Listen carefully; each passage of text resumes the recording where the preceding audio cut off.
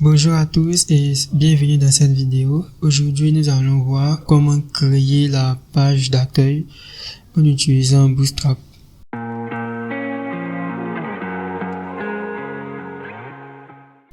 Voilà, donc la page d'accueil pour créer, on va venir au niveau du dossier View et on va créer un fichier. Je vais l'appeler home.html.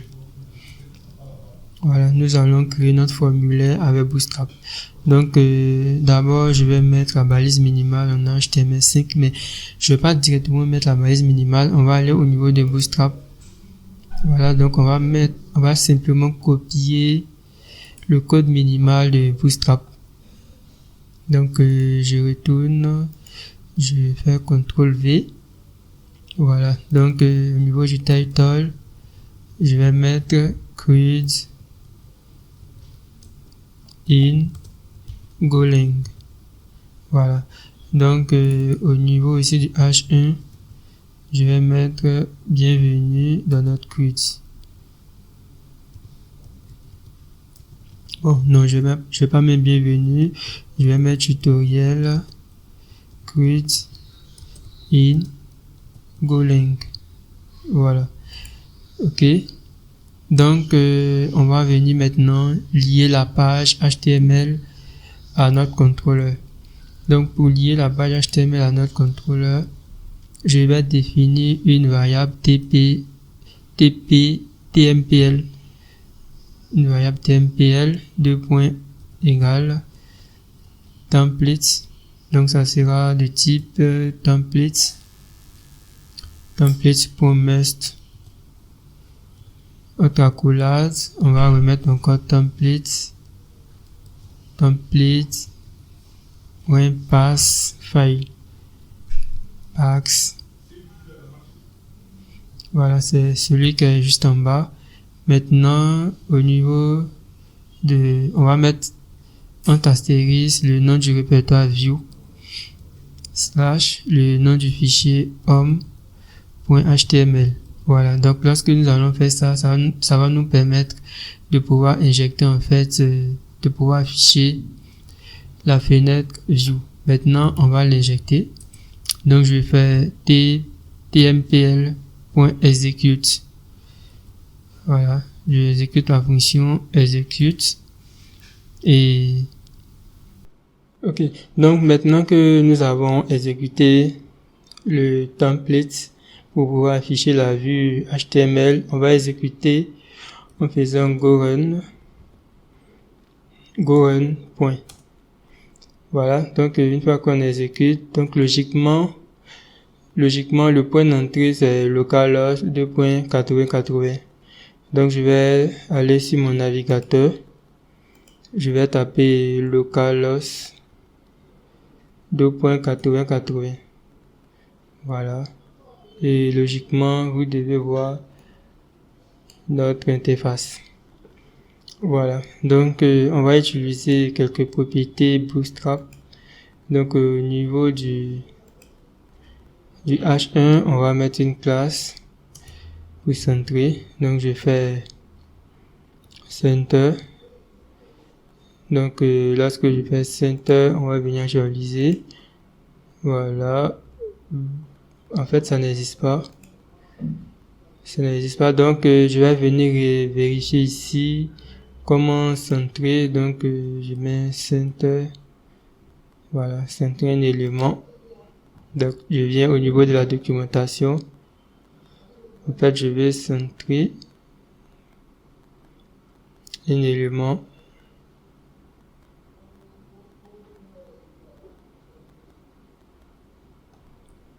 Ou bien je vais mettre texte center. Est-ce que ça existe?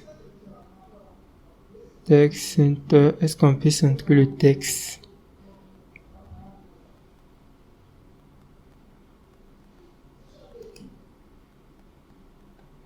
Voilà, donc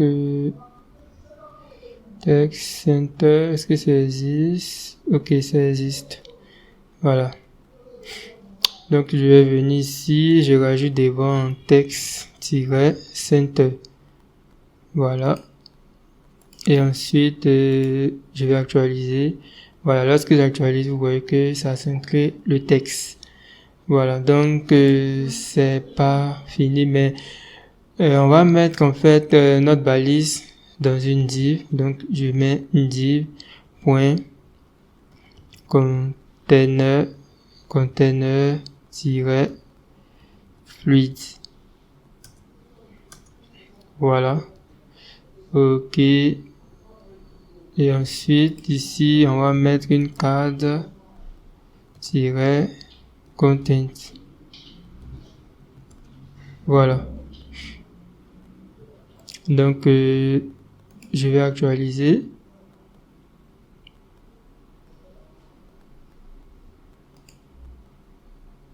Bon, à l'intérieur, on va mettre une div qui sera .cadre.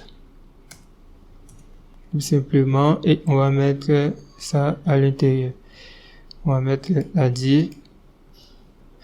On va mettre le H1 juste à l'intérieur. Donc ici, ça serait un title et on va venir actualiser pour voir un peu à quoi il ressemble. Voilà, donc voici un peu à quoi il ressemble. Donc vous voyez que c'est intéressant de voir ce magnifique voilà. Maintenant, on va continuer en mettant une ligne parce que on va devoir mettre un tableau. Donc je vais mettre une div. Je mets div.row et à l'intérieur de ma row, je vais mettre un tableau. Donc pour mettre un tableau, on va aller voir un peu dans la documentation. Donc au niveau de la documentation, on va rechercher des tableaux et on va prendre simplement le code du tableau Bootstrap. Donc je recherche au niveau de la documentation. Bon, si vous avez des difficultés à voir, vous pouvez aller directement dans la barre de recherche. Donc je clique sur table. Voilà, donc il y a différents tables. Donc vous voyez qu'il y a l'affichage qui est là et il y a le code source qui est là. Ici aussi il y a l'affichage qui est là et le code source qui est là. Voilà, moi c'est ce code là que je veux. C'est ce code que je veux. Donc je viens venir copier ça juste ici. Et ensuite on va venir renseigner ça juste ici. Voilà, donc je vais simplement coller. Maintenant, on va mettre la balise t-head. Au niveau de la balise t-head, on va mettre la balise th. La première balise th, ça sera un dièse pour l'identifiant.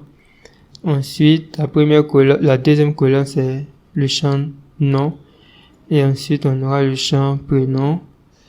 Et ensuite, je vais aller regarder dans le modèle. Dans le modèle user, on avait dit qu'il y aura un ID, nom, prénom, email, password. Nom, prénom, email, password. Donc, je vais respecter tous ces champs-là, nom, prénom. Ensuite, on va mettre le mot de passe, password. Et enfin, le dernier bouton, c'est l'action. La dernière colonne, c'est plutôt action. Voilà. Maintenant, on va définir le body. Donc, on va mettre la balise t-body.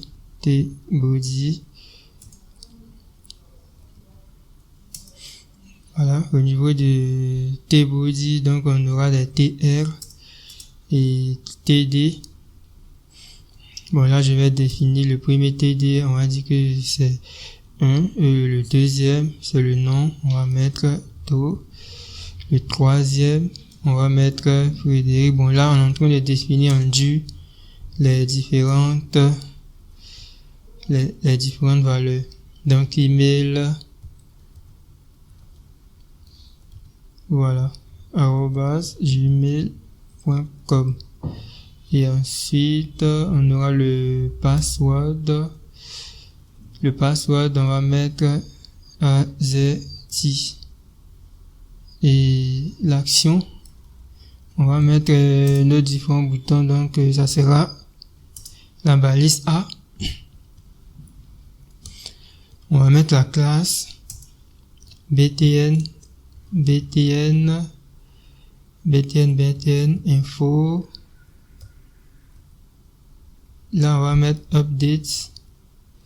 Et ensuite, le prochain, c'est btn danger. Non, c'est plutôt delete, pardon. Delete d'abord. Et btn danger.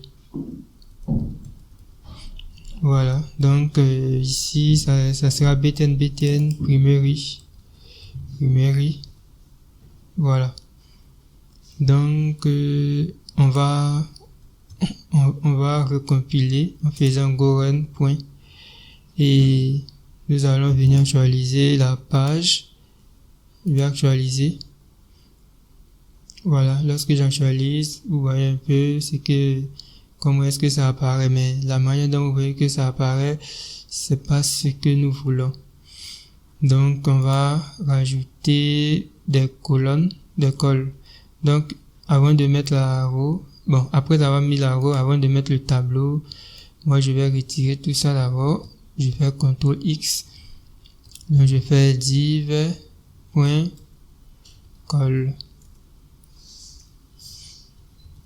Voilà. Donc, au milieu, on va mettre le tableau, le fameux tableau.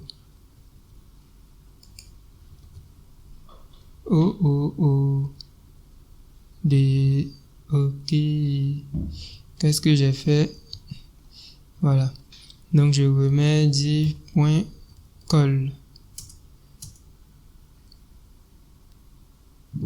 Juste en haut, je mets div.col. Et juste après, je mets div.col.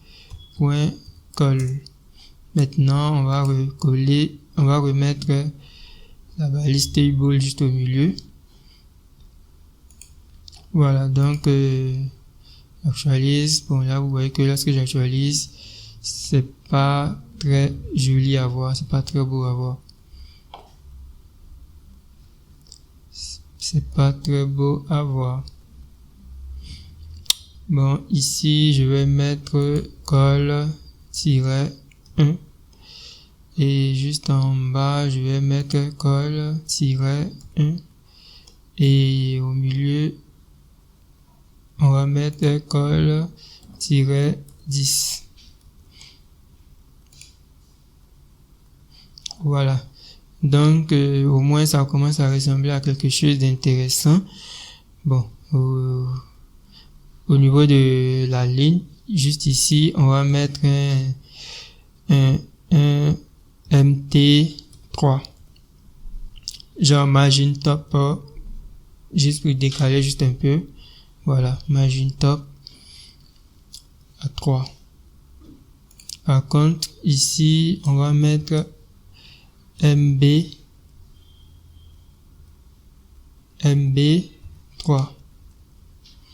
Margin button.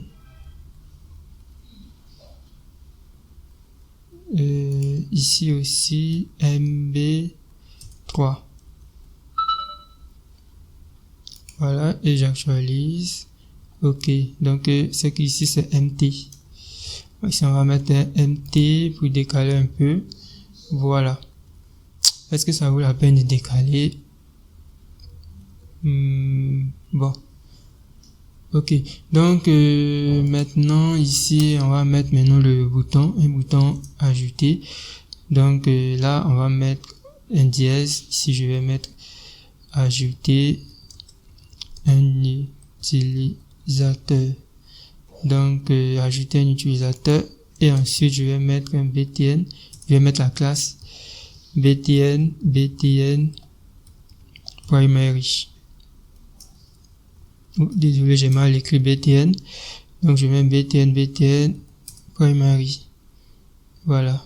Et ensuite on va mettre mb ou bien mt-3. Voilà. Bon, là, vous voyez que lorsque je mets le mt-3, c'est un peu bizarre, c'est un peu vilain à voir. Donc, on va mettre ça à l'intérieur d'ici. On va mettre ça juste ici, c'est mieux. Voilà. Ou bien on va mettre ça en dehors même. Je vais mettre ça juste en dehors de la div. Voilà. Là, j'ai mis ça en dehors même de la div carrément. Bon, ici, on va mettre un container tout simplement. Un container. Voilà. Ok. Donc là, on a le bouton ajouter un utilisateur et puis ici, on a la liste des utilisateurs. Bon, c'est ce que j'aurais dû faire dès le début. Bon, je sais pas, donc c'est ce que en fait j'aurais dû faire. Ok, donc c'est que je vais retirer les cols qui sont là. Et ici aussi, je vais retirer tout ça aussi. Ok, donc on va réarranger le code. Voilà.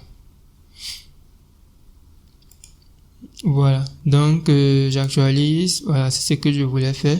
C'est cette interface que je voulais avoir. Donc nous venons de voir ensemble comment créer notre interface qui va nous permettre de lister la liste des utilisateurs. Bon, là on a simplement affiché cette interface. On n'a pas fait de partie dynamique, c'est juste les vues.